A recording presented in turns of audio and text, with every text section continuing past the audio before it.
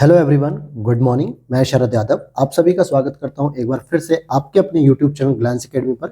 दोस्तों, इसमें हम लोग कवर कर रहे थे घटना चक्र 2023 की जो मैंने शॉर्ट नोट्स बनाए हैं या हमारी टीम ने जो शॉर्ट नोट्स तैयार किए हैं, जो कि आपके आरओ एग्जाम और यूपी पीसीएस एग्जाम्स के लिए बहुत ही जरूरी होता है कि आप लोग घटना चक्र को जरूर एक बार तैयार करें और बहुत बेहतर तरीके से।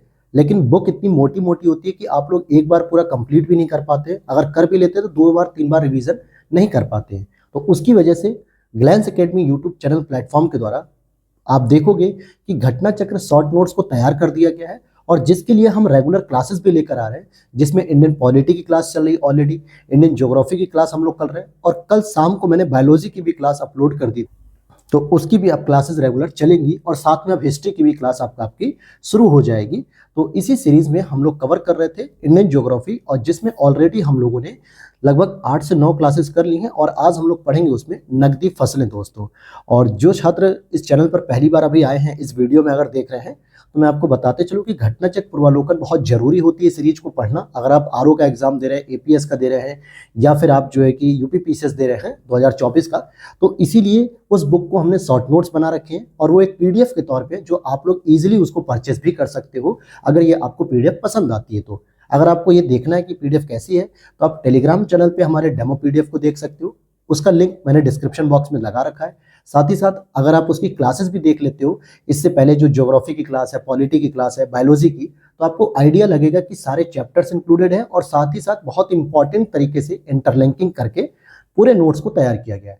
और इसकी डेमो पीडीएफ भी आप देख सकते हो टेलीग्राम पे। और फिर अगर आपको पसंद आती है ये वीडियोस, तो आप जो है इस पीडीएफ को परचेस खरीद सकते हो, जिसके लिए डिस्क्रिप्शन बॉक्स में एक व्हाट्सएप नंबर दिया गया है।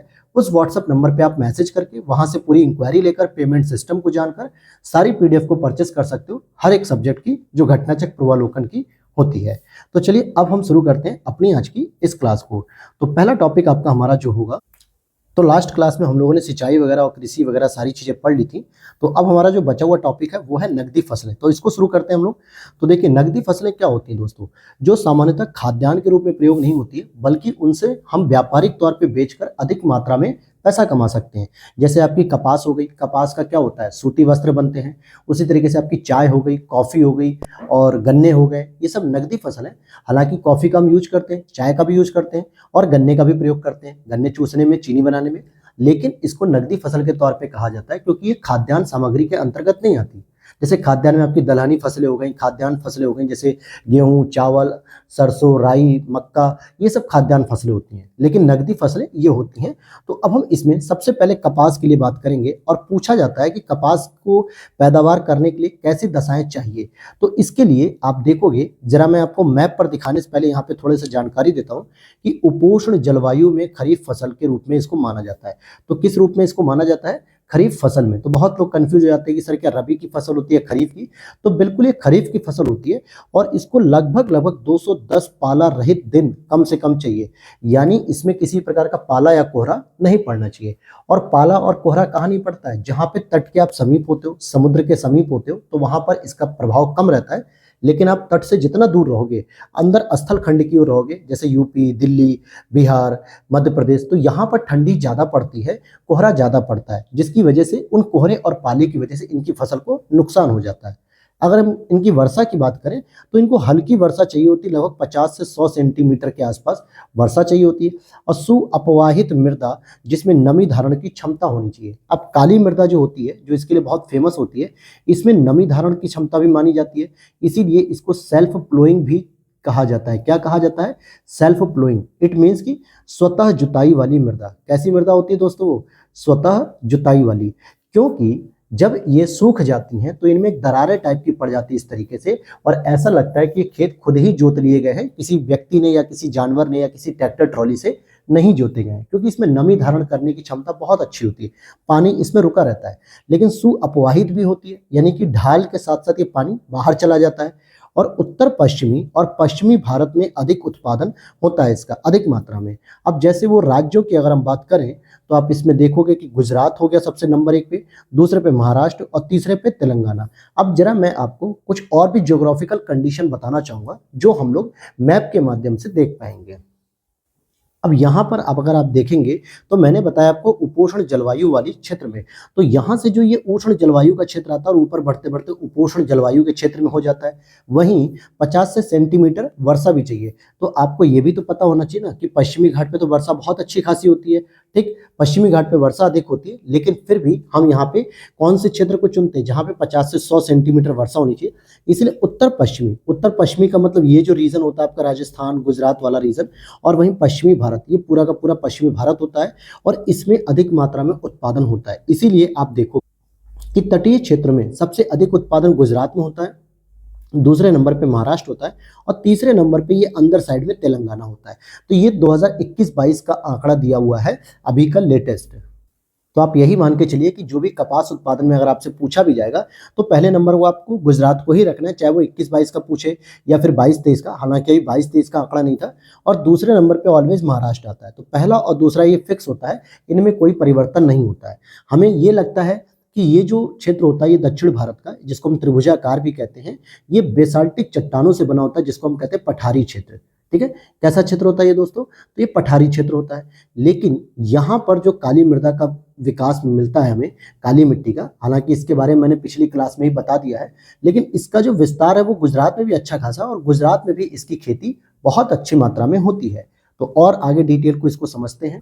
और एक कभी कभी यह भी पूछ लेता है कि व्हाइट गोल्ड किसे कहते हैं। तो दोस्तों व्हाइट गोल्ड की अगर बात की जाएगी तो आपको कपास को ही कहा जाता है। लेकिन अगर आपको कहा जाए कि ब्लैक डायमंड, ठीक है, ब्लैक डायमंड करके पूछ ले या जो है कि ब्लैक गोल्ड करके पूछ ले, तो आपको उत्तर लगाना है कोयला। क्योंकि कोयला भी हमारा सोने और हीरे से कम नहीं है, क्योंकि हमारी एनर्जी का बेसिक लेवल है वो वैसे कच्चा मटेरियल है, कच्चा पदार्थ है, सबसे इंपॉर्टेंट कोयला जो है।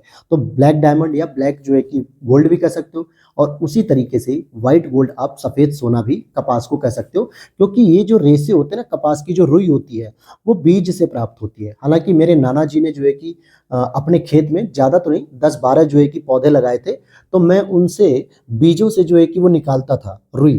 तो देखोगे आप जरा फूल की तरह जैसे खिला रहता है, यानी कि ऐसा लगेगा कि ऊपर से कवर हो, और कवर जब खुल जाता है उसका ढक्कन, तो उसमें सारा का सारा एकदम बहुत बड़ा बड़ा गुलदस्ता टाइप का खुल जाता है। बहुत अच्छा लगता है वो देखने में, अगर जब उस पर सूर्य की किरणें पड़ती हैं। इसीलिए तो उसमें कैसी मृदा चाहिए और मतलब मौसम चाहिए, एकदम साफ मौसम जिसमें कोई पाला नहीं पड़ना चाहिए।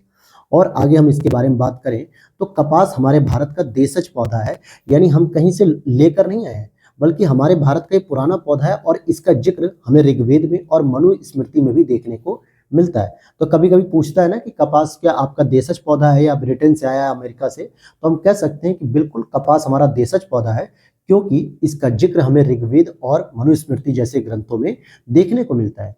और भारत विश्व का पहला देश है जहां पे कपास की एक संकर किस्म को विकसित किया गया। ध्यान देना, संकर किस्म को, इट मीन्स कि दो किस्मों को आपस में मिला के एक नई किस्म तैयार की गई जेनेटिक रूप में। और सबसे अधिक सूती मिलें कहां पर है? तो महाराष्ट्र में है। ध्यान देना कि सूती मिल सबसे अधिक कहां पर है? महाराष्ट्र में आपको देखने को मिलेंगी।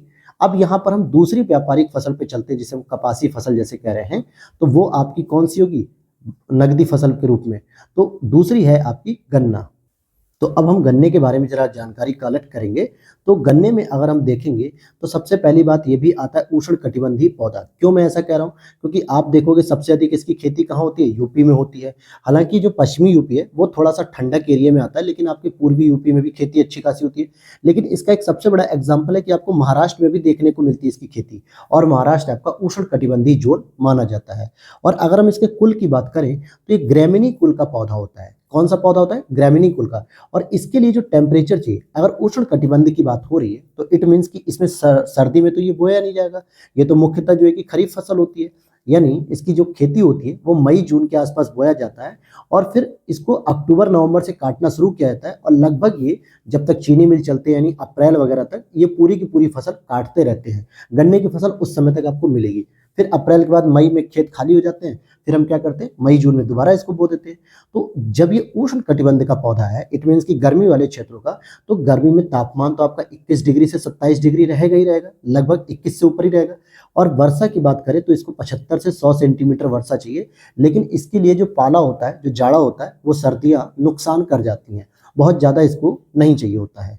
फिर यहाँ पे अगर हम बात करें कि न्यूनतम जल दक्ष यानी कि लीस्ट वाटर एफिशिएंट जो फसल होती है वो क्या कहलाती है? गन्ना। इसका मतलब हो गया कि सर्वाधिक जल की आवश्यकता होती है इसको, ये कम वाटर में जो है कि काम नहीं कर पाता है। तो गन्ने के लिए हम कहते हैं सर्वाधिक जल की आवश्यकता होती है। इसीलिए आप पश्चिमी यूपी के स्पेशली आप बागपत शहर को देखोगे, ठीक है, या फिर आप शामली शहर को देख सकते हो, या फिर आप मुजफ्फरनगर को देख सकते हो, जो कि भौकाल एक वेब सीरीज आई थी दोस्तों एमएक्स प्लेयर में। उसमें कैसे दिखाया जाता है कि नवनीत सिकेरा आईपीएस हैं और उसमें एक दो लोग रहते हैं जो दबंग या विरोधी दल के लोग, जो गन्नों की खेती में ही जो है कि पूरी मूवी शूट की हुई है। तो इन क्षेत्रों में आप देखोगे कि हर व्यक्ति ने अपने खेत में एक ट्यूबवेल लगवा रखा है, एक बोरिंग मशीन लगवा रखी है, जिससे गन्ने की खेती को पानी प्रोवाइड किया जाता है। तो इसीलिए गन्ने की खेती के लिए जो सर्वाधिक भूमि है वो कहाँ पे आती है? उत्तर प्रदेश में आती है। लगभग 21 लाख हेक्टेयर में 21.80 हेक्टेयर, मतलब ये लाख के साथ है, ठीक है, लाख हेक्टेयर में खेती होती है। दूसरे नंबर पे आता है महाराष्ट्र 11.43 लाख हेक्टेयर। तो गन्ने की खेती भी सबसे अधिक यूपी में होती है। और अब तो जो नया आंकड़ा है उससे ये पता चला है कि चीनी का भी उत्पादन सबसे अधिक अब यूपी में होता है। दोनों बातें याद रखना, अभी हम आगे बात करेंगे। 2020-21 के अनुसार अगर आप आंकड़ों को देखोगे तो गन्ने का सर्वाधिक उत्पादन राज्य उत्तर प्रदेश में होता है, फिर महाराष्ट्र होता है, तीसरा कर्नाटक होता है, चौथा गुजरात होता है। तो आपको शुरू के दो पता होने चाहिए कि एक तो होता है आपका उत्तर प्रदेश, दूसरा होता है महाराष्ट्र। तो गन्ने का उत्पादन सबसे अधिक कहाँ पे होता है? यूपी में। और इसी में जब इस गन्ने का उत्पादन करके जब चीनी मिल में ये गन्ना जाता है चीनी बनने के लिए, तो चीनी उत्पादन प्रक्रम में एक सीरा नाम का एक प्रोडक्ट निकलता है जिसको हम लोग बाई प्रोडक्ट कहते हैं। अच्छा, बाई प्रोडक्ट का मतलब क्या होता है कि जब हम कोई भी प्रोसेस करते हैं किसी कंपनी में रॉ मटेरियल को डाल के, तो उसके द्वारा एक अलग से पदार्थ तैयार कर दिया जाता है जो एक एक्स्ट्रा वेटेज होता है, एक्स्ट्रा। अब जैसे गन्ने से मुख्य उत्पादन क्या करना था? सीरा करना था, चीनी। तो आप कहोगे सर गन्ने से तो मुख्य उत्पादन हमें चीनी करना था। तो बिल्कुल चीनी मिल में हम चीनी तैयार कर रहे हैं, लेकिन उसी चीनी के साथ साथ हमें सीरा भी प्राप्त हो रहा है जिसकी हमें आवश्यकता नहीं थी। इट मीन्स कि हमने इस पे काम नहीं किया, तो ये बाई प्रोडक्ट के रूप में हो गया। और इस बाई प्रोडक्ट का प्रयोग करके हम क्या बना सकते हैं? ईंधन बना सकते हैं, एथेनॉल बना सकते हैं, और ये बहुत जरूरी रहता है। और सीरा का उपयोग अल्कोहल यानी कि शराब बनाने के निर्माण में भी किया जाता है, एथेनॉल के रूप में भी किया जा सकता है, ठीक। और धारणीय गन्ना उपक्रम का एक महत्व, जैसे एक प्रोजेक्ट चलाया जा रहा है कि धारणीय गन्ना उपक्रमण। तो ये जो प्रोजेक्ट है गन्ने के लिए कि कैसे भी गन्ने के किसानों को जो है कि लाभ मिले, तो इसमें पहली चीज बीज की लागत कम हो सकती है अगर आप धारणीय गन्ना उपक्रमण पद्धति अपना रहे हो। ड्रिप सिंचाई का प्रभावकारी प्रयोग हो सकता है। अब जैसे हर व्यक्ति ने अपने अपने खेतों में ट्यूबवेल लगवा रखे हैं, तो ट्यूबवेल से जो है कि ज्यादा पानी खर्च होता है, अगर हम उसे ड्रिप सिंचाई में कन्वर्ट कर दें। और अंतरा सस्यन की ज्यादा गुंजाइश है, मतलब गन्ने के साथ साथ आप किसी और भी फसल की खेती कर सकते हो। और मतलब इस पहल का जो आरंभ है, इसका आरंभ वो इक्री सेट और WWF यानी कि वर्ल्ड वाइड फंड। ये WWF वो खली वाला और बिक्सो वाला नहीं है कि आप फाइट कर रहे हैं यहाँ पे। ये WWF जिसका जो आधिकारिक सिंबल है रेड पांडा जो है, तो वर्ल्ड वाइड फंड इसकी एक संयुक्त पहल है जिसको भारत में लागू किया गया 2009 से। तो ये ऐसे क्षेत्रों में गन्ना खेती कराने पर फोकस किया जाता है जहां पर बीज की लागत भी कम हो और सिंचाई करने के लिए अगर पानी की आवश्यकता कम पड़ रही है, तो ऐसे क्षेत्रों में आप इस पद्धति का प्रयोग कर सकते हो ड्रिप सिंचाई के रूप में। फिर आगे देखते हैं कि गन्ने के पकने की जो अवधि होती है, और अगर इसमें अगर पाला गिरने लग गया, क्योंकि देखिए अक्टूबर नवंबर में जो है कि गन्ना काटना शुरू होता है, दिसंबर में कटना शुरू हो जाता है एक तरीके से, और उसी समय ठंडी पड़नी शुरू होती है लगभग नवंबर में। और ऐसे में अगर ओस और पाला अगर गिरने लगता है, जो गन्ने की फसल पे क्या करता है? मिठास या शर्करा को कम कर देता है। क्योंकि जब इसमें पानी पड़ता है, क्योंकि गन्ने के ऊपर जब ये पानी पड़ता है पाले का, और कहीं ना कहीं ये ओस होती है जो धूल धुंध की होती है, इस फॉग होता है, तो ये नमकीन टाइप का होता है। और जब ये गन्ने के ऊपर पहुंचकर धीरे धीरे गन्ने के अंदर प्रवेश करता है, तो उसकी मिठास को कम कर देता है। तो पाला जो है कि इसीलिए गेहूं की फसल के लिए भी नुकसानदायक होता है, गन्ने की फसल के लिए भी होता है नुकसानदायक, कपास की फसल के लिए भी नुकसानदायक होता है। और वहीं अभी जो लेटेस्ट आंकड़ा आया है कि प्रथम 3 चीनी उत्पादक राज्य, पहले महाराष्ट्र होता था नंबर 1 पे, लेकिन अब का ये लेटेस्ट आंकड़ा 2022-23 का कि यूपी पहले नंबर पे है, फिर महाराष्ट्र है और फिर कर्नाटक है। तो ये आपके चीनी उत्पादन से संबंधित भी आंकड़े बताए मैंने। और विश्व में अगर हम बात करें तो भारत का जो चीनी उत्पादन योगदान है वो लगभग 20.44, यानी अगर पूरी दुनिया मिला के 100% जो है कि चीनी का उत्पादन कर रही है, तो उसमें हमारा भारत जो है लगभग 20.44% का योगदान देता है। भारत चीनी का सबसे बड़ा उपभोक्ता भी है, क्योंकि आज ये मान के चलो कि आप कोई भी गरीब घर हो, कोई भी अमीर घर हो, हर घर में सुबह सुबह एक चाय तो बनती ही बनती है, ठीक है। और एक चाय शाम में बन रही है, भले शाम में कुछ घरों में ना बने लेकिन सुबह तो बनती है। कुछ घरों में जो है कि अक्सर मीठी चीजें बनती है, लड्डू पेड़े वगैरह कुछ भी। और इतनी अधिक जनसंख्या है तो दोस्तों कंजम्पशन तो होगा ही होगा। तो सबसे बड़ा उपभोक्ता हो गया। और सूती वस्त्र के बाद चीनी उद्योग सबसे बड़ा कृषि आधारित उद्योग है। ऐसा क्यों कह रहा हूं? क्योंकि सूती वस्त्र के उद्योग के लिए जो कृषि आधारित उद्योग कहा जा रहा है, इट मीन्स कि यहाँ पे कपास की आवश्यकता होती है। कपास की आवश्यकता से ही हम क्या करते हैं, वस्त्र का निर्माण करते हैं। तो सबसे बड़ा उद्योग तो हो गया कृषि आधारित, यानी कृषि की फसल जो रॉ मटेरियल है कपास, उसका प्रोडक्शन करके हम सूती वस्त्र बना रहे हैं, तो ये सबसे बड़ा उद्योग हो गया। दूसरे नंबर पे हम चीनी उद्योग को रखते हैं जो कृषि आधारित है। क्यों? क्योंकि गन्ने की क्या की जाती है, खेती की जाती है, और गन्ना कृषि के अंतर्गत आता है, इसीलिए गन्ने पर ही आधारित चीनी उद्योग चलता है। तो ये भी कृषि आधारित दूसरा सबसे बड़ा उद्योग है। अब यहाँ पे हम जरा शक्कर नगर की बात कर लेते हैं। तो शक्कर नगर आपने सुना होगा, अगर नहीं सुना है तो यहाँ पे हम समझा देते हैं कि चीनी का एक प्रमुख उत्पादक केंद्र है। और चीनी को आप जानते हैं कि शक्कर भी कहा जाता है। क्या कहा जाता है? चीनी को शक्कर भी कहा जाता है। और ये कहाँ पर है दोस्तों? तो ये अब तेलंगाना में स्थित है, क्योंकि पहले जब ये प्रश्न पूछा गया था तो ये आंध्र प्रदेश में था, लेकिन 2014 से आंध्र प्रदेश से अलग हो चुका है तेलंगाना। उस समय ये 29वें राज्य के रूप में बना था। तो इसलिए अब जो शक्कर नगर है ये आपके तेलंगाना में स्थित है, कि कहीं ऑप्शन में आप आंध्र प्रदेश मत लगा दीजिएगा। और इसी तरीके से चीनी का कटोरा, चीनी का कटोरा का मतलब होता है कि कोई भीख मांगने वाला नहीं, मतलब जिसके यहाँ प्रोडक्शन सबसे अधिक होता है। तो हम कहते हैं ना कि भाई कटोरा भर के आपने दिया है, क्योंकि आपके पास बहुत ज्यादा चीज थी इसलिए आपने कटोरा भर के दे दिया, तो उसे हम कहते हैं यूपी। तो यूपी को चीनी का कटोरा कहा जाता है।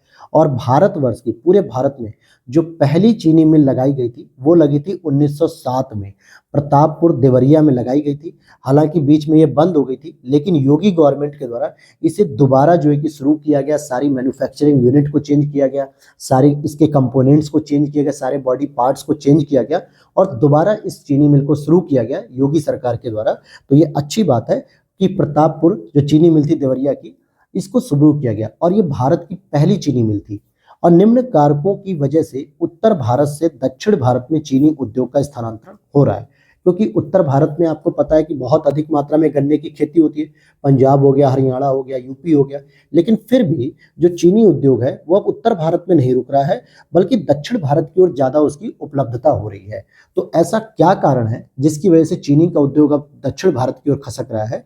तो उसमें एक तो आप ये देख सकते हो कि गन्ने का प्रति एकड़ उच्च उत्पादन, यानी अगर हम बात करें 1 एकड़ खेत में अगर हम उत्पादन करने की बात करें, तो मान लीजिए यूपी में जो है कि 60 क्विंटल गेहूं हो रहा है, मतलब गन्ना हो रहा है। और वहीं महाराष्ट्र में अगर हम बात करें या दक्षिण भारत में, तो 1 एकड़ में आपको मिलेगा 80 क्विंटल।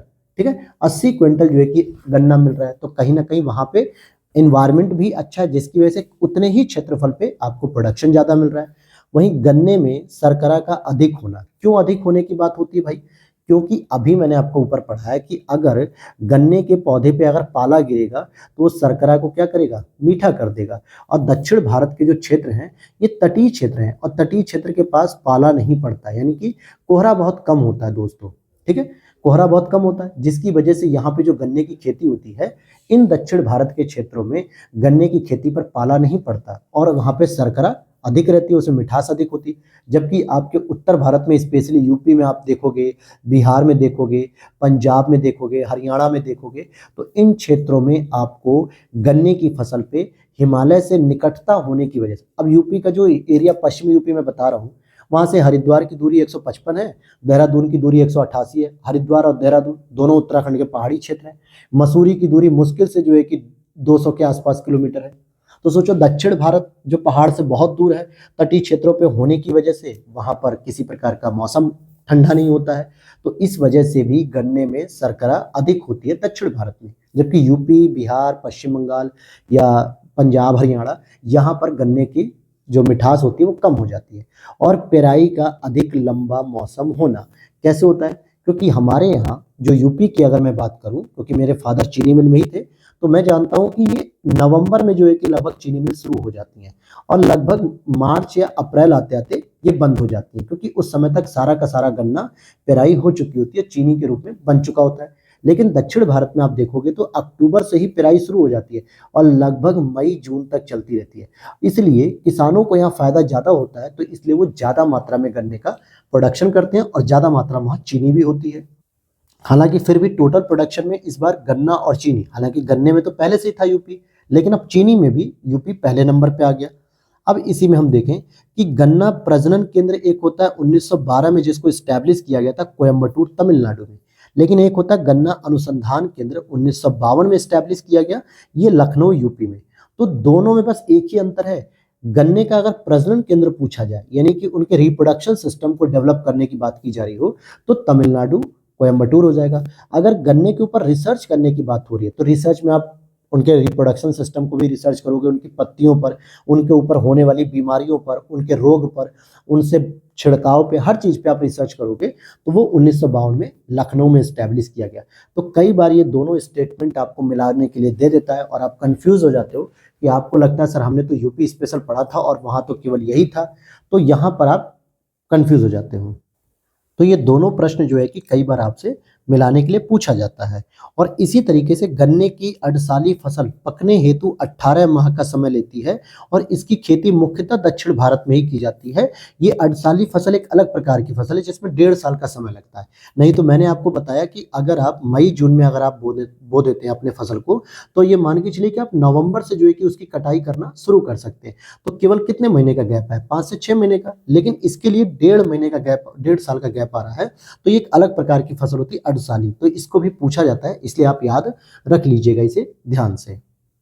तो ये सामान्यतः कहाँ पे बोया जाता है, महाराष्ट्र में ही बोया जाता है, और वो भी ऐसी जगह पे जहाँ पे कम वर्षा वाले क्षेत्रों में पैदा होता है। और इनकी बुवाई जो है कि जुलाई अगस्त में होती है और फिर अगला 1 साल पूरा बीतता है, फिर 6 महीने और जोड़ लो। क्यों ऐसा हो रहा है, क्योंकि कम वर्षा वाले क्षेत्रों में होता है, क्योंकि गन्ने को थोड़ी बहुत सिंचाई भी चाहिए। मैंने बताया भी था भी कि सर्वाधिक जल ग्रहण क्षेत्र में होता है। अच्छा, यूपी में गन्ना एवं चीनी का उत्पादन अब सर्वाधिक होता है, जबकि महाराष्ट्र में गन्ने की प्रोडक्टिविटी अधिक होती है। इसका मतलब क्या हो गया कि मान लीजिए कि अगर मैं कहूं 1 हेक्टेयर खेत पर महाराष्ट्र में फसल बो रहे हैं हम लोग, ठीक है, 1 हेक्टेयर खेत पर, तो आप देखोगे कि यहाँ पे 5 क्विंटल जो है कि गन्ना हो जाता है। और अगर हम यूपी में अगर उसी 1 हेक्टेयर भूमि पर बोते हैं तो यहाँ पर केवल 2 क्विंटल गन्ना हो रहा है। तो प्रोडक्टिविटी किसकी है, इसकी है। लेकिन अब मैं कहूँ कि महाराष्ट्र में जितना भी गन्ना हो रहा है वो मान लो कि 100 क्विंटल गन्ना हो गया महाराष्ट्र में, ठीक है, लेकिन यूपी में अगर मैं मान लूँ तो 220 क्विंटल गन्ना हो गया। तो प्रोडक्शन सबसे अधिक कहाँ पे हुआ, यूपी में हो गया सबसे अधिक। लेकिन प्रोडक्टिविटी कहाँ की है सबसे अधिक, वो महाराष्ट्र की है, क्योंकि सेम क्षेत्रफल पे, एक समान क्षेत्रफल पे गन्ना सबसे अधिक महाराष्ट्र में पैदा होता है, तो वहां की प्रोडक्टिविटी अच्छी होती है। और CO.1148 ये एक महत्वपूर्ण प्रजाति है गन्ने की, ये महत्वपूर्ण प्रजाति है गन्ने की। तो ये तो होगी दूसरी आपकी बागानी फसल। अब जरा हम मूंगफली के ऊपर बात कर लेते हैं। तो इस पे बस 2 पॉइंट आपको बताऊंगा, क्योंकि अब जो आगे के पॉइंट आ रहे हैं वो एक ऐसे पॉइंट हो रहे हैं जो डायरेक्टली फैक्ट के रूप में आपसे प्रश्न कभी कभी पूछा जाता है उनके बारे में। जैसे मूंगफली के लिए आवश्यक दशाएं कैसी चाहिए, तो मूंगफली भी क्या है, उष्ण कटिबंधीय पौधा है। तो सबसे पहले आपको पता होना चाहिए कि उष्ण कटिबंध का मतलब क्या होता है। तो जो गर्मी वाले क्षेत्रों में होता है, इसलिए इसका तापमान भी 15 से 25 डिग्री सेल्सियस होता है, और ये भी 50 से 80 सेंटीमीटर तक वर्षा चाहिए इसको। और पेगिंग एक लाभकारी इसके लिए प्रक्रिया मानी जाती है। तो कई बार प्रश्न आता है कि जो पेगिंग फसल मतलब पेगिंग जो प्रक्रिया होती है ये किस फसल से संबंधित होती है, तो आपको बताना होता है ये मूंगफली से संबंधित होती है। और अब देखते हैं सोयाबीन के बारे में, ठीक है। तो सोयाबीन में देखोगे तो इसके लिए टेम्परेचर चाहिए 15 से 25 डिग्री सेल्सियस और 40 से 60 सेंटीमीटर वर्षा और 6 से 6.5 पीएच वाली एक अम्लीय दोमट मृदा, यानी कि अम्लीय भी होनी चाहिए और दोमट मृदा भी होनी चाहिए। वहीं सरसों की दशा के लिए अगर हम बात करें तो सरसों के लिए टेम्परेचर 15 से 25। अच्छा, सरसों की खेती किसके साथ होती है, मैंने आपको बताया है कि क्लास में जब हम लोग कल की क्लास कर रहे थे कि गेहूं के साथ आप सरसों की खेती कर सकते हो, क्योंकि ये कौन सी फसल होती है, शीत ऋतु की फसल होती है, जिसे हम लोग रबी फसल कहते हैं। रबी फसल जो अक्टूबर नवंबर के महीनों में बोई जाती है जाड़ों में और मार्च अप्रैल में काट ली जाती है। अब जैसे अभी गेहूं की फसल किसानों के द्वारा बोई गई है, तो जो खाली जमीन थी उस जमीन पर या गेहूं के साथ ही उन्होंने क्या किया, सरसों को भी बो दिया, जिसे पीले पीले फूल आपको थोड़े थोड़े देखने को मिलेंगे। अभी तो नहीं मिलेगा, अभी तो सरसों की पत्ती छोटी है, साग ही आ रहा है उसका। मान के चलो कि 1 आध महीने बाद जनवरी के सेकेंड वीक में आपको सरसों में हल्के हल्के फूल देखने को मिलेंगे, गेहूं के साथ ही साथ। तो जब ये जाड़े की फसल, तो यहाँ पे टेम्परेचर 15 से 25 और वर्षा कैसी चाहिए, 75 से 100 सेंटीमीटर। अब यहाँ पर कुछ प्रमुख तिलहनी फसलें हैं, जो तिलहनी फसलें होती हैं, जैसे तोरिया हो गई, सरसों, तिल, अलसी, सोयाबीन, सूरजमुखी, अरंडी, बिनौला। इन सभी के जो है कि तेल को निकाला जाता है और तेल को खाद्यान्न के रूप में प्रयोग किया जाता है। लेकिन हम लोग सबसे ज्यादा प्रयोग किसका करते हैं, सरसों के तेल का, क्योंकि ये थोड़ा सस्ता भी पड़ जाता है। अगर वहीं आप तिल के तेल की बात करें, अलसी के तेल की बात करें, अरंडी के तेल की बात करें, सोयाबीन के तेल की, तो ये महंगा तेल होता है और इसको रेगुलर यूज कर पाना मुश्किल होता है मिडिल क्लास फैमिली में। हालांकि हायर फैमिली में तो यूज होता है बढ़िया बढ़िया तेल, अलसी वगैरह, क्योंकि आप रोज सब्जी खा रहे हो और रोज सब्जी पानी में नहीं पका रहे हो, तेल में पका रहे हो। अगर तेल की क्वालिटी अच्छी है तो नो डाउट आपकी बॉडी का हेल्थ भी बहुत अच्छा होगा। अब इसी में अगर हम देखें कि शुष्क भूमि के लिए सर्वाधिक उचित फसल कौन सी होती है, मूंगफली होती है, क्योंकि मूंगफली आपकी खरीफ की फसल होती है। ठीक है, तो इसीलिए तो जाड़े में जो है कि मूंगफली पक के मार्केट में आ जाती है, जब अक्टूबर नवंबर में दिसंबर में, तो गरम गरम मूंगफली आपको खाने को मिलती है। भट्टियां वगैरह देखने को मिलती है जहाँ पे गरम मूंगफली जो है कि बनाई जाती है, मतलब गरम मूंगफली तैयार की जाती है। तो भाई मूंगफली खेत में कब बोई गई होगी, खरीफ के समय में, यानी मई जून में बो दी गई होगी और अक्टूबर नवंबर में निकाल के अब मार्केट में आने लगी है। और यह शुष्क प्रदेशों की वर्षा आधारित खरीफ फसल है। देखिए, ये तो मैंने बताया कि ये खरीफ फसल है। जबकि गेहूं की बात करूंगा तो ये शीतोष्ण कटिबंधीय रबी फसल होती है और सिंचाई सुविधा वाले क्षेत्रों में उगाया जाता है, क्योंकि गेहूं की खेती के लिए पानी की आवश्यकता होती है। बहुत अधिक मात्रा में तो नहीं होती है, लेकिन कुछ मात्रा में पानी की आवश्यकता होती है। जबकि मूंगफली के लिए आप कम पानी भी दोगे ना तो भी काम चल जाएगा। अब यहाँ पर सोयाबीन से संबंधित कुछ आंकड़े हम लोग कवर करेंगे। तो सोयाबीन की अगर हम बात करें तो सोयाबीन का जो अग्रणी उत्पादक राज्य है वो 2021-22 के अकॉर्डिंग अगर हम बात करें तो महाराष्ट्र जो है कि 5.47 मिलियन टन है, मध्य प्रदेश 5.39 मिलियन टन और राजस्थान 0.93 मिलियन टन। तो यहाँ पर ये जो आंकड़ा है, महाराष्ट्र सबसे आगे, फिर मध्य प्रदेश, फिर राजस्थान तीसरे नंबर पे आता है। वहीं सोयाबीन की खेती का जो सर्वाधिक क्षेत्रफल कवर होता है 2022 के आंकड़े के अनुसार, तो सबसे अधिक जो सोयाबीन के लिए खेती की जाती है वो की जाती है मध्य प्रदेश में, यानी कि 5.06 मिलियन हेक्टेयर, जो कि कुल सोयाबीन कृषि क्षेत्र का लगभग 44% होता है। सबसे अधिक खेती सोयाबीन की महाराष्ट्र एमपी में होती है, दूसरे नंबर पे आता है आपका महाराष्ट्र। और अब जरा तिलहन की बात कर लें तो तिलहन का जो सबसे बड़ा उत्पादक है, तो इकोनॉमिक सर्वे 2022-23 के अनुसार तिलहन सबसे अधिक पैदा हो रही है राजस्थान में, दूसरे नंबर पे एमपी और तीसरे नंबर पे गुजरात आता है। उसी तरीके से मूंगफली की अगर हम बात करें 22-23 के सर्वे के अनुसार, तो सबसे अधिक मूंगफली होती है गुजरात में, दूसरे नंबर पे राजस्थान और तीसरे नंबर पे आता है आपका तमिलनाडु। तो अब आप यहाँ पे मिलियन टन को चाहे तो रेट कर सकते हैं, अदरवाइज इसकी आवश्यकता तो नहीं होती है, लेकिन फिर भी आपको आंकड़ा अगर याद है तो अच्छी बात है, नहीं याद है तो कोई मतलब नहीं बनता है, आपको स्टेट याद होना चाहिए। वहीं अगर हम देखें कि मूंगफली की जो प्रति हेक्टेयर अधिक उत्पादन करने वाले राज्य हैं, यानी कि जिसकी प्रोडक्टिविटी अधिक है, क्योंकि यहाँ पे 1 हेक्टेयर में पूछ रहा है ना कि 1 हेक्टेयर में कितना अधिक उत्पादन होता है, तो सबसे अधिक उत्पादन होता है तमिलनाडु में। जबकि मैंने अभी क्या बताया आपको, टोटल प्रोडक्शन की बात करेंगे तो आपका गुजरात नंबर 1 पे आएगा। लेकिन यहाँ पे पूछ रहा है कि 1 हेक्टेयर में सबसे अधिक प्रोडक्शन कहाँ होता है, तो तमिलनाडु में होता है, दूसरा राजस्थान में होता है, तीसरा आपका गुजरात हो जाएगा। फिर यहाँ पे सरसों की अन्य प्रजातियां, अब यहाँ पे सरसों की कुछ अन्य प्रजातियां जैसे पूसा गोल्ड हो गया, वरुणा हो गया, पूसा जय किसान हो गया, पीताम्बरी हो गया, तो ये सभी फसलें आपकी सरसों से संबंधित हैं। तो ये तो थी दोस्तों सरसों की कुछ अन्य प्रजातियां। वहीं अगर आप देखोगे कि मृदा में अगर क्षारीयता की कमी हो रही है या क्षारीयता की वृद्धि करनी है तो आप जिप्सम मिला सकते हो और अम्लीयता के लिए चूना मिला सकते हो कि अम्लीयता को कम करना हो तो जिप्सम की अधिक मात्रा की आवश्यकता मूंगफली की फसल के लिए सामान्यतः होती है। यानी अगर आपको चाहिए कि मूंगफली अगर अच्छी करनी है, पैदावार अच्छी करनी है, तो उसके लिए आपको क्या करना चाहिए, जिप्सम की मात्रा को मिला लेना चाहिए। अच्छा, एक और फसल आती है आपकी कुसुम। कुसुम क्या है, तिलहनी फसल है और इसका वैज्ञानिक नाम है कार्थेमस टिंक्टोरियस। ठीक, ये पूछा गया था पीवाईक्यू में, इसलिए मैंने इसको यहाँ पे नोट कर दिया था। और अब हम यहाँ पे बात करेंगे कि तेल का औसत प्रतिशत क्या है, तेल का औसत प्रतिशत क्या है। तो तेल का जो औसतन प्रतिशत है कि तेल देखो हर एक फसल में निकलता है, तिलहन फसल है तो भाई तेल तो निकलेगा ही। जैसे तिल में तेल निकलता है, मूंगफली में निकलता है, सूरजमुखी में निकलता है, सोयाबीन में। तो सबसे अधिक जो हमें तेल की मात्रा प्राप्त होती है वो होती है हमें तिल में प्राप्त होती है। अगर आप 100 किलो जो है कि अगर आप तिल पेरवाते हो, मतलब तिल लेके जाते हो मशीन पर, तो आपको लगभग 52 लीटर जो है कि तेल मिल जाएगा। अगर आप मूंगफली लेके जा रहे हो 100 किलोग्राम, तो उसे अगर आप पेराई के लिए दोगे तो 48% आपका तेल निकलेगा, मतलब 48 लीटर तेल निकलेगा। अगर आप लोग, अब जैसे अगर आप लोग सरसों का तेल पेरवाने जाते हो तो आप देखोगे कि 10 किलो अगर आप सरसों ले रहे हो, या यूं कहूं कि मैं इसको दूसरी भाषा में, कि अगर आप 100 किलोग्राम सरसों लेके जाते हो तो वहां से आपको बहुत मिलेगा तो 22 लीटर से लेके 25 लीटर ही तेल मिल पाएगा। हालांकि आप लोगों ने घर में ये काम जरूर किया होगा तो आपने नोटिस किया होगा कि चौथाई तेल निकलता है सरसों का। अगर आप 10 किलो जो है कि सरसों लेकर जा रहे हो किसी चक्की पर पेरवाने, तो आपको कितना तेल मिलेगा? 2.5 लीटर के आसपास तेल मिलेगा, उससे ज्यादा नहीं। वो भी कौन सी सरसों? जो आपकी पीली सरसों होती है। तो इसी तरीके से अगर आपसे पूछा जाए कौन सी तिलहन फसल है जहां से तेल सबसे अधिक प्राप्त होगा, तो तिल से। फिर मूंगफली से 48%, सूरजमुखी से 42 और सोयाबीन से 40%। अब जरा हम दलहनी फसलों की बात करेंगे जो हमारा एक अलग चैप्टर है। तो दलहनी फसलों में अगर हम देखें तो जो दालें होती हैं, जैसे उड़द की दाल हो गई, मूंग की दाल हो गई, चने की दाल हो गई, अरहर की दाल हो गई, या तूर की दाल हो गई, तो ये अलग अलग प्रकार की दालें होती हैं। तो हम दालों की बात करें तो उड़द की खेती खरीफ एवं रबी दोनों में ही की जाती है। पिछले 3 दशकों से रबी की दलहन फसलों में लगभग 150% की वृद्धि हुई है। और दलहनी फसलों का मुख्य उत्पादक एवं उपभोक्ता विश्व में कौन है? भारत है भाई। इसीलिए भारत में सबसे अधिक दालों की उत्पादन होता है, सबसे अधिक प्रोडक्शन होता है दालों का। लेकिन फिर भी हम उसको निर्यात नहीं करते हैं, क्योंकि हमारे यहाँ प्रोटीन का जो प्रमुख स्रोत है वो दाल है। अमीर परिवार देखिए मुश्किल से 10% है जो प्रोटीन की कमी के लिए दाल की जगह और भी अच्छी अच्छी चीजों को खाते हैं।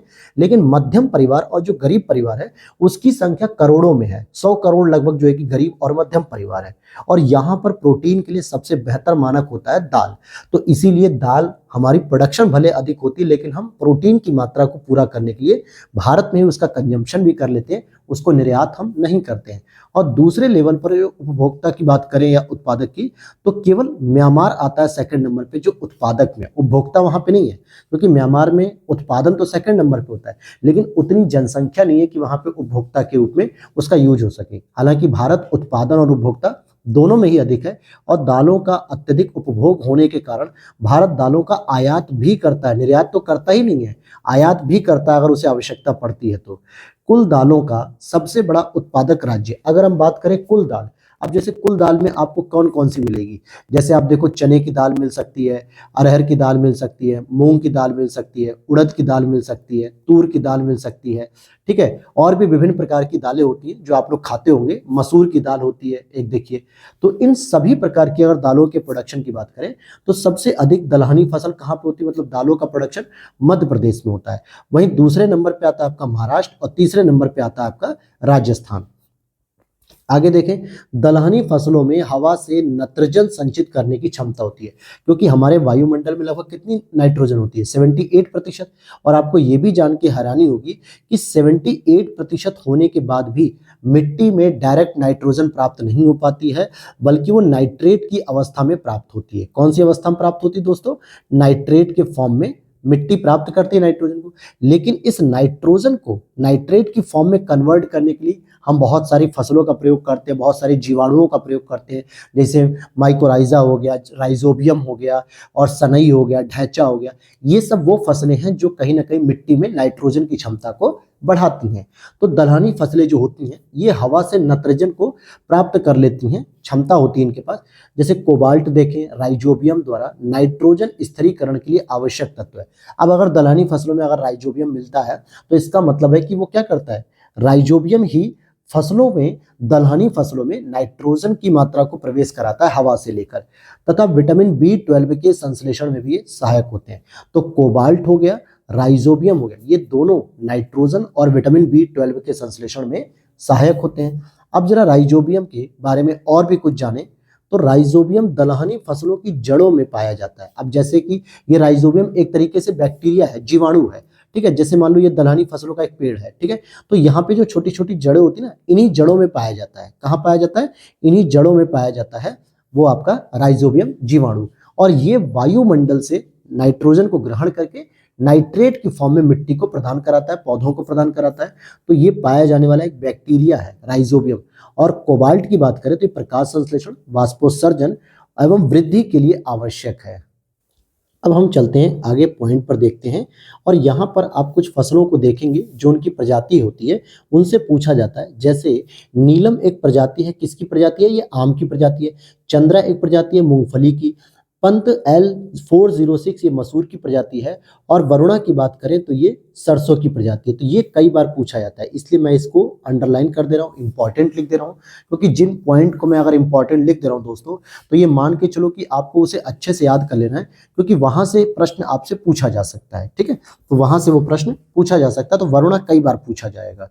ठीक है, यहाँ देखते हैं चना, मटर, मूंग की फसलें वायुमंडल के नाइट्रोजन का स्थिरीकरण करती हैं। भाई बिल्कुल करेंगी। ये चना, मटर, मूंग ही नहीं, बल्कि उड़द भी हो गया, अरहर भी हो गया, तिलहन, मतलब जितनी भी दलहनी फसलें हैं, ये सभी की सभी जो है कि वायुमंडल से नाइट्रोजन का स्थिरीकरण कर लेती हैं। अच्छा, दलहनी फसलों में जो संतुलित खाद का जो अनुपात होता है, अलग अलग ऑप्शन आते हैं, जैसे नाइट्रोजन, फास्फोरस, पोटेशियम। पी से फास्फोरस हो गया, के से पोटेशियम हो गया, और एन से नाइट्रोजन। तो इनका जो उत्पादन होता है, इनकी संतुलित जो खाद होती है, तो अनुपात एक होता है। नाइट्रोजन अगर 0 है तो 0:1:1 हो सकता है, या फिर अगर आप एक एक की वृद्धि करो तो 1:2:2 हो गया, या फिर आप इसको 1:2:3। तो इस रेशियो में से कोई भी एक रेशियो आपसे पूछा जा सकता है एनपीके के अनुपात के लिए, कि हम दलहनी फसलों में कितना अनुपात रखना चाहिए संतुलित खाद के लिए। फिर यहाँ हम देखते हैं कि अरहर की प्रजाति भारतवर्ष में, यानी अरहर की जो उत्पत्ति थी भारतवर्ष में ही हुई, और मुख्य प्रजातियां जैसे अमर हो गया, मालवी हो गई, आजाद, बहार, पारस, और भी कई सारी प्रजाति हैं।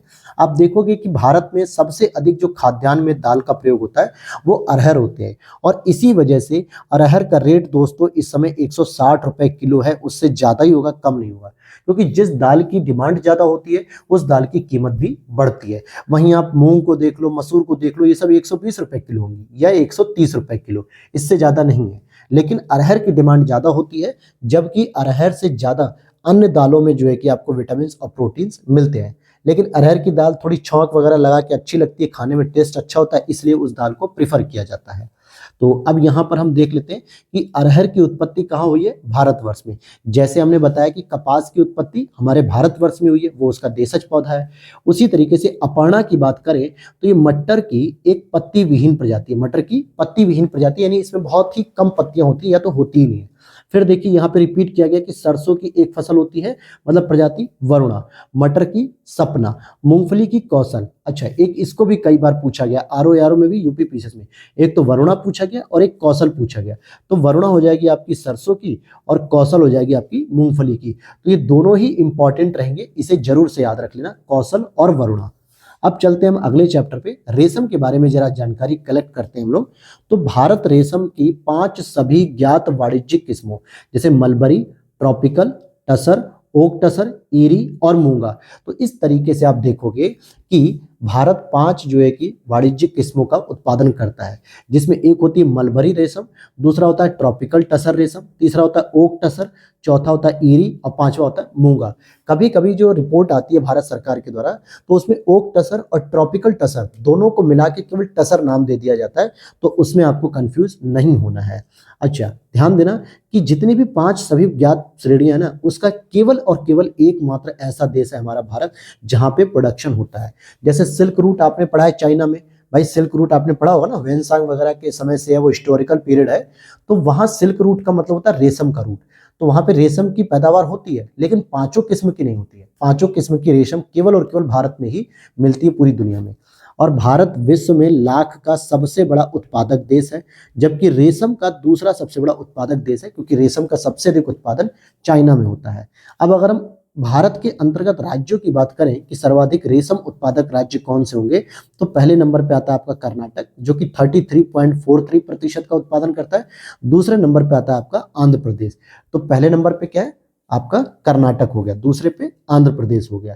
लेकिन अगर मैं बात करूं कि कर्नाटक किस प्रकार के रेशम में जो है कि अग्रणी है, तो सहतूत रेशम में सबसे अग्रणी है, यानी कि सहतूती जो रेशम होती है उसका सबसे अधिक उत्पादन यहीं पर किया जाता है, कर्नाटक में। फिर इसी तरीके से कुछ प्रमुख जो है कि उत्पादक राज्य हैं। जैसे अगर हम टसर रेशम की बात करें, अब यहाँ पे टसर में आपका ट्रॉपिकल भी टसर हो जाएगा और आपका दूसरा टसर जो है उसकी बात भी हो जाएगी। तो दूसरा जो था दोस्तों, जैसे टसर में एक तो आपका ट्रॉपिकल हो गया और एक ओक हो गया। तो टसर में ट्रॉपिकल और ओक, ये दोनों ही टसर का सबसे अधिक उत्पादन होता है झारखंड में 76%। अगर हम ईरी रेशम की बात करें तो इसका असम में होता है सबसे अधिक पूरे भारत में 70%। मूंगा रेशम की बात करें तो असम में ही सबसे अधिक होती है 82%। और शहतूत रेशम की बात करें तो कर्नाटक में होती है सबसे अधिक 44%। अब आपसे पूछा जाए, अगर मान लीजिए कि रेशम का जो है कि सबसे अधिक उत्पादन कहाँ होता है, तो आपका ऑप्शन होना चाहिए कर्नाटक और आंध्र प्रदेश। लेकिन अगर रेशम की प्रजाति के तहत पूछा जाए कि भाई मूंगा रेशम सबसे अधिक कहाँ होता है, तो आपको कर्नाटक ऑप्शन नहीं लगाना, फिर आपको असम ऑप्शन लगाना है। या आपसे पूछ ले शहतूत रेशम सबसे अधिक कहाँ होता है, तो कर्नाटक में होता है। तो इस तरीके से रेशम की कैटेगरी वाइज भी आपको पता होना चाहिए। तो ये 4 हो गए और इसी टसर में एक 5वां निकल जाएगा, ओक ले लो या ट्रॉपिकल ले लो। फिर इसी तरीके से, और अब हम उसी के बाद देखेंगे कि भारत को 3/4, ध्यान देना, भारत को 3/4 से अधिक कच्चा रेशम प्राप्त होता है। कहाँ से? कर्नाटक और आंध्र प्रदेश से, क्योंकि कर्नाटक फर्स्ट नंबर पे आता है और आंध्र प्रदेश आपका सेकंड नंबर पे आता है। क्योंकि पूरे भारत का अगर मान लीजिए 100% अगर रेशम का प्रोडक्शन हो रहा है, तो 3/4 का मतलब हो गया 75%। और 75% केवल 2 ही राज्यों में होता है, कर्नाटक और दूसरा आंध्र प्रदेश में। अब यहाँ पर अगर आप बात करोगे कि टसर रेशम का अग्रणी उत्पादक राज्य कौन सा होता है दोस्तों, तो टसर रेशम के लिए जो है कि आपका हो जाता है झारखंड। लेकिन जब उसके 2 कैटेगरी डिवाइड करोगे आप ना, ट्रॉपिकल टसर और ओक टसर, तो ट्रॉपिकल तो होता है झारखंड में और ओक कहाँ पे होता है? मणिपुर में। जैसे ईरी और मूंगा, ये दोनों ही रेशम कहाँ पे होते हैं? असम में पढ़े। और सातूती रेशम कहाँ पर होते हैं? तो हमने कर्नाटक पढ़ लिया। इसी तरीके से ट्रॉपिकल टसर आपका झारखंड में होता है और ओक टसर आपका मणिपुर में होता है। और कर्नाटक भारत का सबसे बड़ा रेशमी वस्त्र उत्पादक राज्य है। रेशमी वस्त्र क्यों? क्योंकि यहाँ पर सबसे अधिक रेशम होता है। जबकि सूती वस्त्र उद्योग के लिए सबसे बड़ा मार्केट कहाँ पे है? महाराष्ट्र में हो जाएगा। अब हम चलते हैं आपके बागानी फसल की ओर। किसकी ओर चलते हैं? बागानी फसल की ओर। तो जरा बागानी फसल को देख लेते हैं। तो यहाँ पर आप देखोगे कि बागानी फसल में सबसे पहले हम बात करेंगे कॉफी की, यानी कहवा। बागानी का मतलब होता है जो बागान में जो है कि जिनकी प्रोडक्शन की जाती है, बागान में जिनकी खेती की जाती है, जैसे चाय हो गया, कहवा हो गया, इनकी खेती होती है। तो कहवा के लिए बहुत ज़्यादा ठंडा की नहीं, मतलब बहुत ज़्यादा गर्म हीट नहीं चाहिए होती है, तो इसलिए इसका टेम्परेचर नॉर्मली 15 से 18 डिग्री सेल्सियस। लेकिन इनको वर्षा बहुत अच्छी चाहिए होती है। जैसे चाय हो गया, कॉफी हो गया, तो इनके लिए वर्षा जो है कि बहुत अच्छी मात्रा में चाहिए। लेकिन टेम्परेचर आप इसका कम भी रखोगे ना तो चल जाएगा। और ढलवा पर्वतीय धरातल एवं दोमट अथवा लावा निर्मित मृदा चाहिए। तो इसका मतलब क्या हो गया कि आपका जो पानी होता है वो बहते हुए चले जाना चाहिए, इनकी जड़ों में रुकना नहीं चाहिए। अब जैसे यहाँ पे पेड़ लग गए, ठीक है, इनकी यहाँ पे पत्ती है, कॉफी हो गई, ये सब चीजें, तो इनकी यहाँ पे पेड़ों पे पानी रुकना नहीं चाहिए, इनकी जड़ में बस भीगते हुए आगे निकल जाना चाहिए। इसलिए ढलवा भूमि इनको चाहिए होती है। और राष्ट्रीय बागवानी बोर्ड की स्थापना 1984 में की गई थी। हेडक्वार्टर गुरुग्राम हरियाणा में स्थित है। तो राष्ट्रीय बागवानी बोर्ड की बात करें। अब कॉफी का प्रोडक्शन की बात करेंगे, तो कॉफी का सर्वाधिक उत्पादन होता है कर्नाटक में लगभग 70%, फिर केरल में होता है 20% और तमिलनाडु में होता है 5%। तो आप देखोगे 95% लगभग इन्हीं 3 राज्यों में ही हो जाती है। और ये तीनों ही राज्य आपकी नीलगिरी गांठ से संबंधित है, क्योंकि नीलगिरी जो पहाड़ी है वो इन तीनों ही राज्यों से संबंधित है। अब यहाँ पर हम आगे बढ़ते हैं अगले पॉइंट की ओर। तो कॉफी और चाय में कुछ असमानता होती है, तो जरा उसको पहले पकड़ते हैं कि कॉफी बीजों द्वारा प्रवर्धित होती है, यानी तैयार की जाती है, क्योंकि हम कॉफी के बीज देखते हैं। जबकि चाय जो है डाली कलम अर्थात पत्तियों से तैयार की जाती है। आप देखोगे कि नॉर्थ ईस्ट में, आसाम वगैरह में कुछ महिलाएं अपने कंधों पे एक छोटी सी डलिया रखी रहती है और उसमें उन पत्तियों को तोड़ते हुए जो है कि अपने वो डाली में इकट्ठा करती हैं। तो क्यों दिखाया जाता है? कि ताकि वो वहां से उन पत्तियों से जो है कि डाली कलम से उनका प्रवर्धन कर सके, उन्हें तैयार कर सके।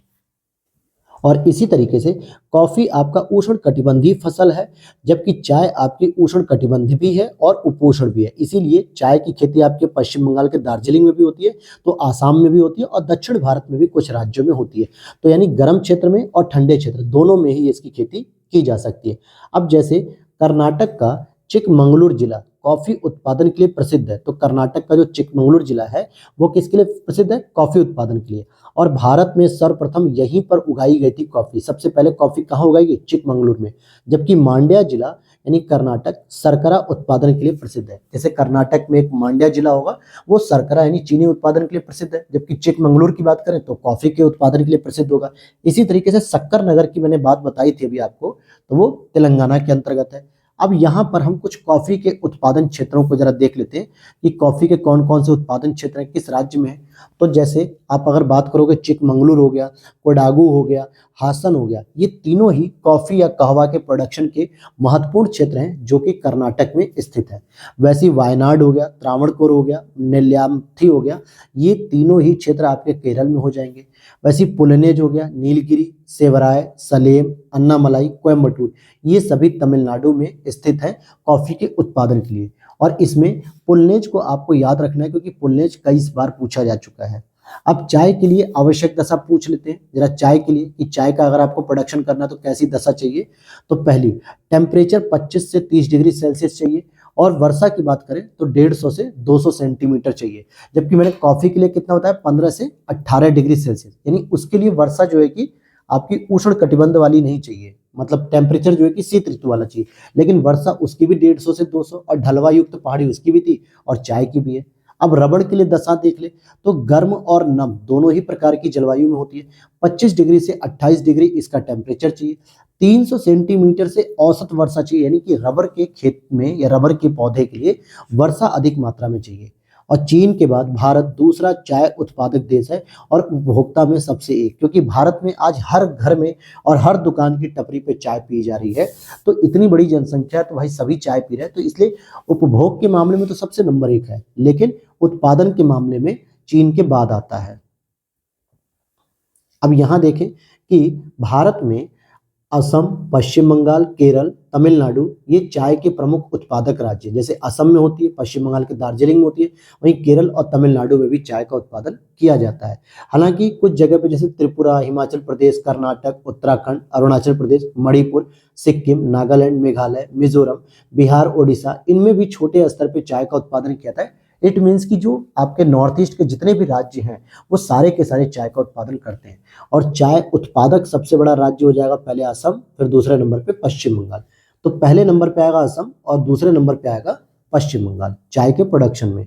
अब यहाँ पे भारत चाय निर्यातक में 4th स्थान पे आता है, क्योंकि चाय का निर्यात भी करता है भारत, लेकिन 4th स्थान पे। और ग्रीन कोल्ड की अगर हम बात करें तो ये चाय की एक प्रजाति के रूप में जाना जाता है, ग्रीन कोल्ड को। सबसे बड़ा रबर उत्पादक राज्य कौन सा हो जाएगा, तो केरल हो जाएगा, क्योंकि जो कुल 75% यानी कि अगर 100% रबर का उत्पादन हो रहा है तो उसमें सबसे अधिक जो रबर का उत्पादन होता है वो कहाँ पे होता है, केरल में होता है। और प्रमुख रबर उत्पादक जिलों की बात करें तो केरल में आपको एर्नाकुलम मिलेगा, कोट्टायम मिलेगा, कोझिकोड मिलेगा, कोल्लम मिलेगा। अब यहाँ पे रबर का सबसे अधिक उत्पादन कहाँ होता है, केरल में होता है। चाय का सबसे अधिक उत्पादन असम में होता है। गेहूं का सबसे अधिक उत्पादन उत्तर प्रदेश में। जूट का सबसे अधिक उत्पादन पश्चिम बंगाल में होता है। तो ये आपको ऐसे याद रखना है। उद्दीपक फसलों की बात करें तो उद्दीपक फसलों में दोस्तों जैसे कि चाय हो गया, कॉफी हो गया, तंबाकू हो गया, अफीम हो गया, पोस्ता हो गया, धतूरा हो गया, भांग हो गया, सुपारी हो गया, ये सभी उद्दीपक फसल होती है जो हमारे ब्रेन को जो है कि उद्दीपक की तरह काम करती है, स्टिमुलस की तरह, यानी हमारी बॉडी को जो है कि एक्टिव कर देती है। जैसे चाय पी के, कॉफी पी के हम लोग एक्टिव हो जाते हैं, और तंबाकू खा के ज्ञान बहुत तेजी से निकलता है, लोग ज्ञान बहुत तेज देते हैं। इसी तरीके से हम एक टी बोर्ड पे एक क्वेश्चन को सॉल्व करेंगे, क्योंकि यूपीएससी ने एक ही साल 2022 में 2 प्रश्न पूछे थे चाय बोर्ड से रिलेटेड, जो कि बहुत ही लोगों के गलत हो गए थे। तो यहाँ पर हमें पढ़ना है कि 1 अप्रैल 1954 को, ध्यान देना, 1 अप्रैल 1954 को चाय अधिनियम 1953 पारित किया गया। इसके अंतर्गत स्थापित एक सांविधिक निकाय बनाया गया ये, और वाणिज्य और उद्योग मंत्रालय के अधीन ये काम कर रहा था। हेडक्वार्टर चाय का कहाँ पर है, चाय बोर्ड का कलकत्ता में है, और एक इनका विदेशी कार्यालय भी है। हालांकि जब यूपीएससी ने पूछा था तब 2 कार्यालय थे, एक तो मॉस्को रूस में था और दूसरा दुबई में था, लेकिन दुबई का बंद हो चुका है जो कि यूएई के अंतर्गत आता है, लेकिन अभी वर्तमान में मॉस्को का कार्यरत है। किस राज्य में, अब यहाँ पर हम देखेंगे कि किस राज्य में कहवा, रबर, तंबाकू सभी की कृषि की जाती है। हालांकि रबर के लिए सबसे आगे कौन था, केरल था। कहवा के सबसे आगे कौन था, कर्नाटक था। लेकिन यहाँ पे पूछा जा रहा है कि मिक्स रूप में कि कहवा की खेती भी अच्छी होती है, रबर की भी होती है, तंबाकू की भी, तो उसमें हो जाएगा कर्नाटक पहला, दूसरा तमिलनाडु हो जाएगा। भारत की प्रमुख बागानी फसलें जैसे नारियल हो गया, ताड़, सुपारी, कोकोआ, काजू, चाय, कॉफी, रबर, ये सब प्रमुख भारत की बागानी फसलें हैं। अब चाय उत्पादन में अग्रणी राज्य कौन हो जाएगा? असम हो जाएगा। तंबाकू में अग्रणी उत्पादन कौन करता है? गुजरात करता है। कहवा में यानी कॉफी में कर्नाटक करेगा। जूट में पश्चिम बंगाल करेगा। इसी तरीके से तंबाकू के उत्पादक राज्य में गुजरात नंबर 1 पे है, फिर आंध्र प्रदेश सेकंड नंबर पे, उत्तर प्रदेश आपका तीसरे नंबर पे। नारियल का सबसे बड़ा उत्पादक कौन है? तो कर्नाटक है, फिर तमिलनाडु है और फिर तीसरे नंबर पर केरल है दोस्तों। अब यहाँ पर छोटी इलायची और बड़ी इलायची, छोटी इलायची जो हरी वाली होती है, जो हम लोग सामान्यतः खीर वगैरह में डाल देते हैं या हलवे में या फिर चाय में डालते हैं, और जो बड़ी इलायची होती है काली काली टाइट होती है, ठोस होती है, वो आपके गरम मसाले या सब्जी के मसालों में पीस के डलती है। तो छोटी इलायची का सबसे अधिक खेती कहाँ पे होती है? केरल में होती है, फिर दूसरी तमिलनाडु, तीसरा कर्नाटक, यानी कि साउथ इंडिया में। और इसी को हम देखते हैं कार्डमम पहाड़ी के रूप में, जो केरल के अंतर्गत पाई जाती है। बड़ी इलायची की बात करेंगे तो सिक्किम में होती है, अरुणाचल प्रदेश में होती है और नागालैंड में होती है। तो नॉर्थ ईस्ट वाले एरिया में बड़ी इलायची जो कि मसाले से संबंधित है, और साउथ इंडिया की अगर हम बात करें तो यहाँ पे छोटी इलायची होती है। मसालों का बागान अगर हम बात करें तो किस राज्य को कहा जाता है? तो भाई मसालों का बागान केरल को कहा जाता है। लेकिन सबसे अधिक जो मसालों का उत्पादन होता है ना, वो मध्य प्रदेश में होता है, राजस्थान में और गुजरात में। केरल जैसे राज्यों का तो अब नाम भी खत्म हो गया। पहले हालांकि जब ब्रिटिश सरकार हुआ करती थी या ब्रिटिश गवर्नमेंट, तो उस समय केरल में मसालों का उत्पादन ज्यादा होता था। वास्को डिगामा ने खुद जो है कि मसालों के व्यापार से लगभग 60% प्रॉफिट कमाया। कितना प्रॉफिट कमाया? 60% लगभग। लेकिन अब जो है कि मसालों के बारे में जो खेती होती है सबसे अधिक, वो एमपी में होती है और राजस्थान, फिर गुजरात। अच्छा, मसालों का राजा किसे कहते हैं? तो काली मिर्च को कहते हैं, जो गोल गोल होता है। और मसालों की रानी किसे कहते हैं? इलायची को कहते हैं, वो भी छोटी इलायची को कहा जाता है। और इसी तरीके से अगर हम बात करें कि काली मिर्च का जो अग्रणी उत्पादक राज्य है वो हो जाएगा आपका कर्नाटक और फिर उसके बाद केरल। और काली मिर्च को क्या कहा जाता है? राजा कहा जाता है। और इलायची को क्या कहते हैं? रानी कहते हैं मसालों की। इसका अग्रणी उत्पादक केरल है और तमिलनाडु, क्योंकि जो दक्षिण भारत के राज्य हैं ये छोटी इलायची के लिए फेमस होते हैं।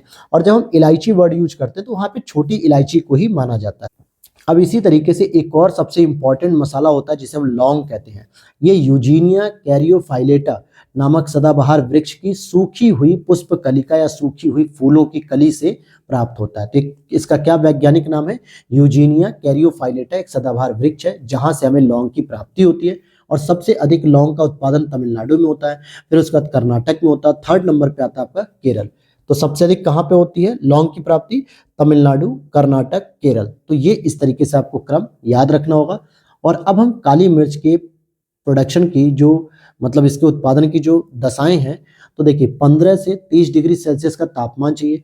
और सदाबहारी वृक्ष है, एक तरीके से सदाबहारी जलवायु है, क्योंकि केरल, कर्नाटक, तमिलनाडु वर्षा अधिक होती है, तो 200 सेंटीमीटर से अधिक इसको वर्षा चाहिए।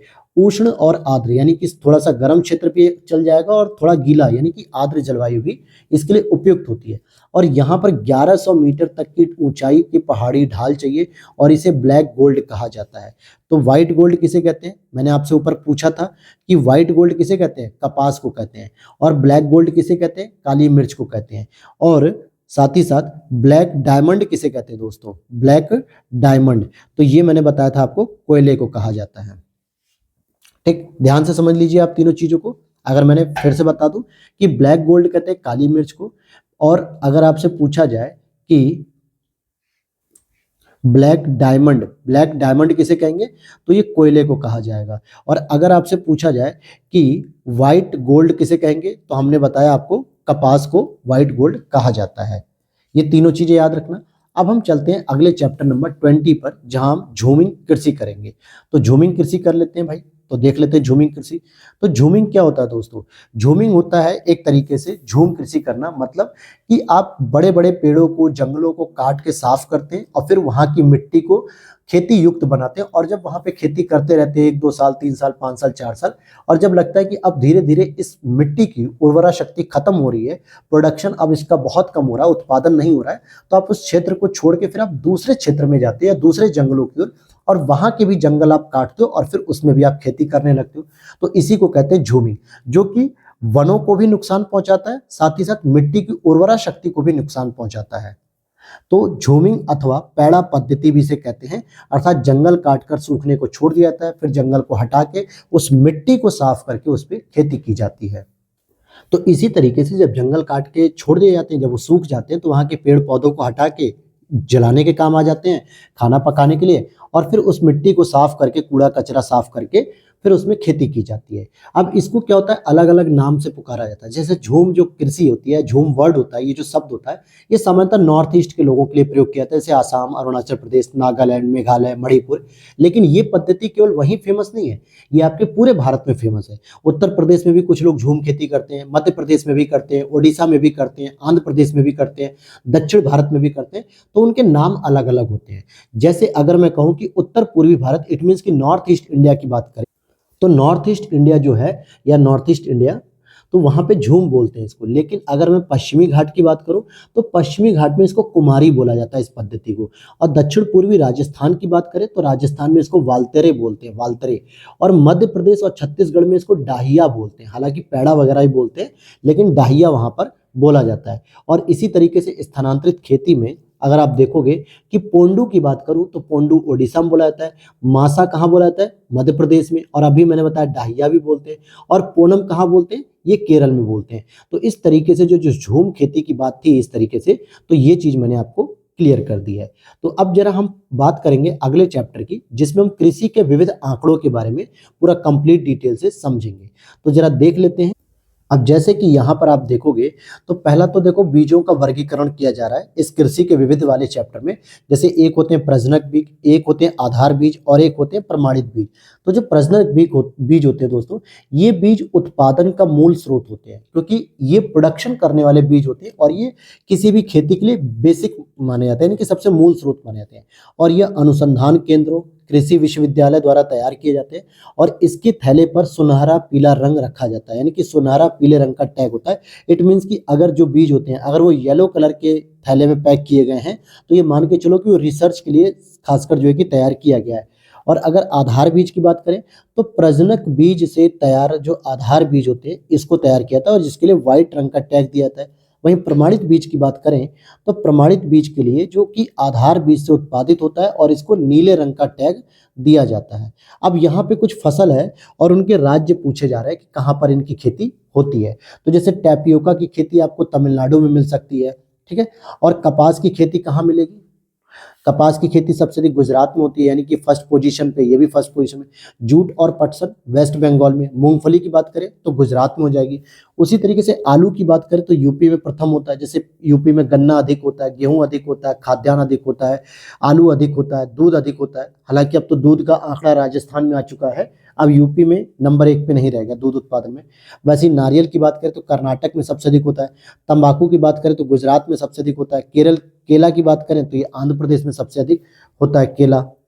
फिर राष्ट्रीय केला अनुसंधान केंद्र भी है एक दोस्तों, जिसको हम लोग त्रिची या तिरुचिरापल्ली भी बोलते हैं। राष्ट्रीय केला अनुसंधान केंद्र, इसकी स्थापना त्रिची में हुई थी 21 अगस्त 1993 को, और ये तिरुचिरापल्ली इट मीन्स कि तमिलनाडु में स्थित है। तो अगर आपसे पूछा जाए कि राष्ट्रीय केला अनुसंधान कहाँ पे है, तो आप कहोगे तमिलनाडु में। और अगर पूछा जाए कि राष्ट्रीय गन्ना अनुसंधान केंद्र, तो लखनऊ में। लेकिन गन्ना प्रजनक केंद्र तो तमिलनाडु हो जाएगा आपका।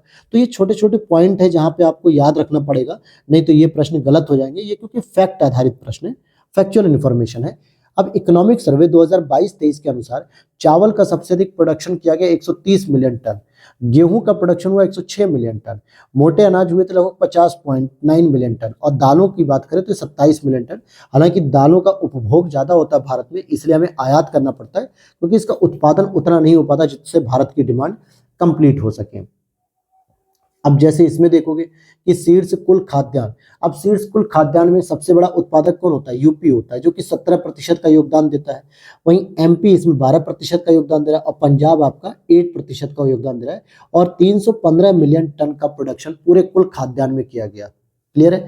फसलों की बात करें और फसलों में लगने वाले जो जीव होते हैं, यानी कि रोग होते हैं, उनकी बात की जाए तो फसल नाशक जो भी जीव होते हैं, जैसे गेहूं से संबंधित कौन सा जीव होगा, एफिड हो जाएगा। चावल से घुंडी मतकुरण हो जाएगा। गन्ने से शीर्ष प्ररोह वेधक सलभ हो जाएगा। चने से गोलक सलभ हो जाएगा। ठीक है, तो ये इसके फसल नाशक जीव हैं और कुछ नहीं। अब जरा यहाँ पर फसलें और उनके बीमारी वाले रोगों की बात कर लेते हैं। तो रोगों की बात करें, जैसे अगर आप देखोगे कि गन्ने में कौन सी बीमारी होती है तो रेड डॉट होता है। धान में कौन सी बीमारी होती है, खैरा रोग होता है जो कि जस्ते की कमी से होता है। अरहर में कौन सी बीमारी होती है, उकठा यानी कि विल्ट होती है। आलू में कौन सी बीमारी होती है, झुलसा, अगैती झुलसा, पछैती झुलसा होता है। बाजरा में कौन सी बीमारी होती है, हरित बाली और अर्गट। अर्गट बहुत फेमस है, ये कई बार पूछा गया है पेपर में। मटर में बात करेंगे तो मटर में बुकनी रोग होता है, यह भी कई बार पूछा गया है। और चना, चना में उकठा और विल्ट। अब आप कहोगे सर अरहर में भी था, तो इसका सीधा उत्तर होता है कि दलहनी फसल जितनी भी होती है, चाहे वो आपकी अरहर हो, मूंग हो, मसूर हो, चना हो, मटर हो, इन सभी में उकठा यानी विल्ट नाम की, जैसे पत्तियां सफेद हो जाती हैं, थोड़ी सी मुरझा जाती हैं, तो ये बीमारी पाई जाती है। अब यहाँ पे जूट फसल की बात कर लेते हैं और जूट के बारे में बेसिक जानकारी लेते हुए हम आज की क्लास को स्टॉप करेंगे दोस्तों, और फिर हम शाम में दूसरी क्लास के साथ आपसे मिलेंगे। तो अभी हम देखते हैं जूट फसल की बात करें तो ये खरीफ की फसल है। इट मीन्स कि इसका प्रोडक्शन कब किया जा रहा होगा, इसकी बुआई कब हो रही होगी, अप्रैल मतलब मई जून के आसपास हो जाएगी। और इसको उच्च टेम्परेचर से आर्द्र जलवायु चाहिए, इसीलिए पश्चिम बंगाल जो कि बंगाल की खाड़ी के तट पर है और इसलिए यहाँ पर आर्द्र जलवायु पाई जाती है, तो वहां पर सबसे अधिक उसका प्रोडक्शन होता है। हालांकि बांग्लादेश में भी सबसे अधिक होता है, उड़ीसा में भी होता है। मुख्यतः पूर्वी क्षेत्रों में इसकी खेती होती है, सीमित मात्रा में ही ये पूर्वोत्तर राज्यों में होता है। नॉर्थ ईस्ट में बहुत सीमित मात्रा में, मुख्य रूप से ओडिशा, पश्चिम बंगाल, यहाँ पर बिहार में खेती होती है। पहला स्थान होता है इसमें पश्चिम बंगाल का, और इसमें कांप या दोमट मिट्टी जो है वो ज्यादा उपयुक्त होती है। अब जूट और मेस्ता के अग्रणी उत्पादक राज्य में आप देखोगे पश्चिम बंगाल 78%, असम की बात करें तो 10% और बिहार की बात करें तो लगभग 8.5% के आसपास ये प्रोडक्शन करते हैं। अब यहाँ पर हम देखते हैं कि कपास, जूट, सनई का जो संबंध होता है वो रेशे वाली फसलों से होता है, क्योंकि कपास से भी रेशा प्राप्त होता है, जूट से भी होता है और सनई से भी होता है। वैसे ही मक्के की खेती वर्ष भर की जा सकती है, ये भी एक प्रश्न बन जाता है। तो बस आज की क्लास हम लोग दोस्तों यहीं रोकेंगे, और वीडियो अच्छी लगी हो तो लाइक कर देना दोस्तों। और साथ ही साथ अगर आप चाहते हैं कि इसकी पीडीएफ परचेस करना चाहते हैं, आप भी पीडीएफ खरीदना चाहते हैं, तो इसके लिए आपको कुछ नहीं करना होगा, बस आप यूट्यूब पर व्हाट्सएप नंबर पे आप मैसेज करके इंक्वायरी ले सकते हैं, पेमेंट सिस्टम को जान सकते हैं, प्राइस की बात कर सकते हैं, वहाँ सब कुछ डिटेल से मेंशन किया गया है। तो व्हाट्सएप नंबर दोस्तों वीडियो के नीचे मोर सेक्शन जहाँ पे लिख कर आता है वहाँ पर दिया गया है। और डेमो पीडीएफ के लिए आप लोग इस टेलीग्राम चैनल को ज्वाइन कर लेना, उसका भी लिंक मैंने डिस्क्रिप्शन बॉक्स में लगा दिया है। तो मिलते हैं नेक्स्ट वीडियो में। Thanks for watching, love you दोस्तों।